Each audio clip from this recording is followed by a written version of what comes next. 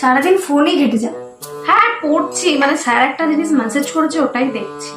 আমাদের বেলা কত কষ্ট করে আমরা পড়াশোনা করেছি তুই মা জানিস? প্লিজ, তোমাদের সময়কার ওই সমুদ্র প্রেরণা গল্পগুলো প্লিজ আর বলো না, আর ভালো লাগে না আমার শুনতে।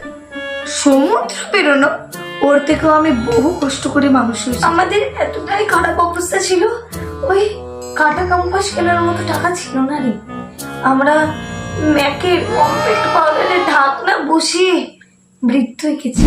তাও তো তোদের কত সুবিধা রে।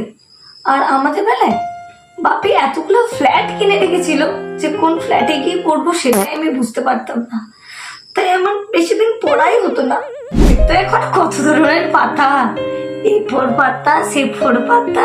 আর আমাদের সময় পাতা ছিল না রে, ক্লাসমেটের খাতার পাতা ছিঁড়ে তাকে A4 সাইজ বানিয়েছি, আবার ধূপ জ্বালিয়ে তাকে ফুটো করে তাতে দড়ি বেঁধেছি।